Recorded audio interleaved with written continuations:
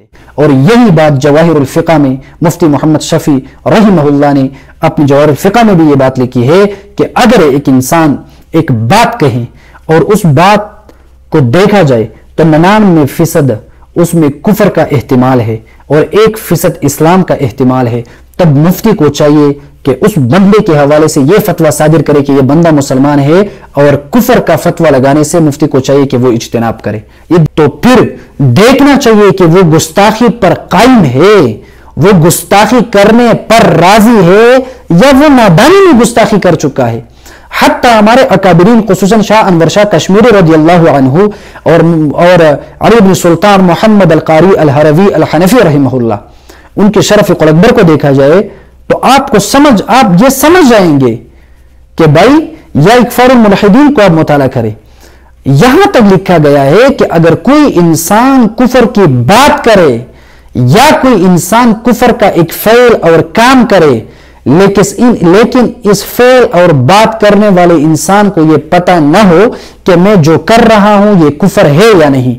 بلکہ وہ کفر کو اسلام سمجھ کر کرتا ہے یا کفر کو کفر نہ سمجھ کر وہ کفر کرتا ہے، تب بھی آپ اس کو کافر نہیں کہہ سکتے۔ یا اسی طرح علامہ ساجد زادہ رحمہ اللہ کی کتاب کو آپ مطالعہ کریں، انہوں نے اللہ رب العالمین کی صفات پر، اللہ رب العالمین کے حوالے سے، ذات کے حوالے سے کتاب لکھی ہے رسالۃ التنزیہات۔ اگر آپ اس کا مطالعہ کریں تو آپ خوب سمجھ سکتے ہیں کہ اگر کوئی انسان ایک ایسی بات کہے، وہ بات کرتے ہوئے ان کو پتہ نہ ہو کہ میں اسلام کے خلاف بول رہا ہوں، ان کو پتہ نہیں ہو کہ میں یہ بات جو کہہ رہا ہوں یہ کفر ہے، ان کو معلوم نہ ہو، تو تب آپ اس کو کافر نہیں کہہ سکتے اگر وہ صراحتاً بھی کفر کے الفاظ استعمال کرے، اس کو پتہ ہی نہیں ہے کہ بھائی یہ کفر ہے۔ تو جب اس کو پتہ ہی نہیں ہے، یہ امام ابو حنیفہ رحمہ اللہ کا مذہب ہے، یہ اشعری اور ماتریدی لوگوں کا مذہب ہے کہ جن کو پتہ نہ ہو وہ تو معذور ہے، وہ مرفوع القلم ہے، جن کو پتہ ہی نہ ہو ان پر تو دینی اسلام میں حکم لاگو ہی نہیں ہوتا ہے۔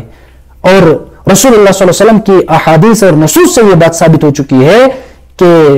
بے علمی کی بنیاد پر، نادانی کی بنیاد پر، بے ہوشی کی حالت میں یا نیند کے غلبے کی حالت میں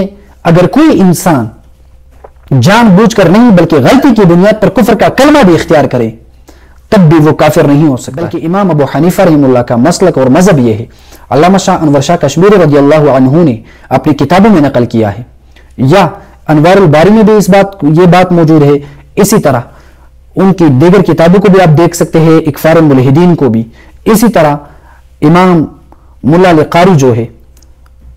علی بن سلطان محمد القاری الحروی رحمہ اللہ کی کتاب مرقات کو آپ دیکھ لیں، یا اسی طرح شرف قول اکبر کو آپ دیکھ لیں، اس میں یہ بات پائی جاتی ہے کہ اگر ایک انسان کی باتوں میں 99% کفر کا احتمال ہو اور 1% اسلام کا احتمال ہو تو آپ اس کو کافر نہیں کہہ سکتے۔ اور یہی بات جواہر الفقہ میں مفتی محمد شفیع رحمہ اللہ نے اپنی جواہر الفقہ میں بھی یہ بات لکھی ہے کہ اگر ایک انسان ایک بات کہیں اور اس بات کو دیکھا جائے تو 99% اس میں کفر کا احتمال ہے اور 1% اسلام کا احتمال ہے، تب مفتی کو چاہیے کہ اس بندے کے حوالے سے یہ فتویٰ صادر کرے کہ یہ بندہ مسلمان ہے، اور کفر کا فتویٰ لگانے سے مفتی کو چاہیے کہ وہ اجتناب کرے۔ یہ دین کا حکم ہے، لیکن ان کتابوں کو دیکھے گا کون؟ شریعت کی تعلیمات سے خود کو آگاہ کرے گا کون؟ اسی طرح ابن عابدین شامی رحمہ اللہ جو ہے، ان کی کتابوں کو دیکھ لیں، وہاں پر بھی آپ کو یہی باتیں ملے گی کہ اگر ایک بندہ غلطی کی بنیاد پر وہ کفر کا جملہ اختیار کرے، یا غلطی کی بنیاد پر وہ گستاخی کے الفاظ استعمال کرے، یا ایک بندہ ایک بات کہنے کے بعد اپنی بات کی تعویل کرے کہ بھائی میری مراد کفر والا معنی نہیں تھا بلکہ اسلام کا معنی تھا، تب مفتی کو چاہیے کہ اس پر